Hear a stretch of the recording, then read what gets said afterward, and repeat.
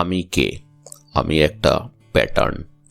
10 বছর আগে যে অ্যাটমসগুলো দিয়ে এই প্যাটার্নটা গঠিত ছিল, সেই অ্যাটমসগুলো আজ একটাও নেই। সব পরিবেশে মিশে গেছে, নতুন অ্যাটমস এসেছে, কিন্তু প্যাটার্নটা একই আছে। তাই আমার পরিচিত মানুষেরা বলে 10 বছর আগের আমি আর আজকের আমি একই মানুষ।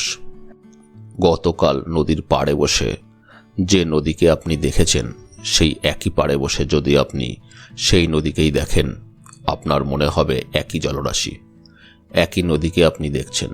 কিন্তু কাল যে জলরাশিকে দেখেছেন, সেই জলরাশি আজ অনেক দূর প্রবাহিত হয়ে গেছে, কিন্তু জল প্রবাহের প্যাটার্নটা একই আছে।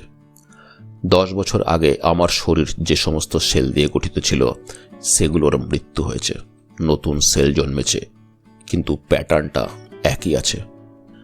সমুদ্রের মাঝখানে তৈরি হওয়া ঢেউ যখন পাড়ের দিকে এগিয়ে আসতে থাকে, তখন জলকণাগুলো এগিয়ে আসে না, প্যাটার্নটা শুধু এগিয়ে আসে। প্রতিটা পয়েন্টে নতুন নতুন জলকণা প্যাটার্নটাকে তৈরি করে, আবার প্যাটার্ন থেকে হারিয়ে যায়, কিন্তু প্যাটার্নটা একই থাকে, পাড়ের দিকে এগোতে থাকে। পাড়ে আসলে ঢেউ ভেঙে যায়, প্যাটার্ন ব্রেক করে যায়। যত বয়স বাড়ছে তত মনে হচ্ছে পাড়ের দিকে এগিয়ে আসছি। একসময় প্যাটার্ন ব্রেক করে যাবে, অ্যাটমসগুলো পরিবেশে মিশে যাবে, নতুন কর্মকাণ্ডে তারা লেগে পড়বে, কিন্তু এই প্যাটার্নটা চিরকালের মতো এই ইউনিভার্স থেকে হারিয়ে যাবে। কোনো স্থানেই, কোনো ফর্মেই এই প্যাটার্নের আর কোনো অস্তিত্ব থাকবে না।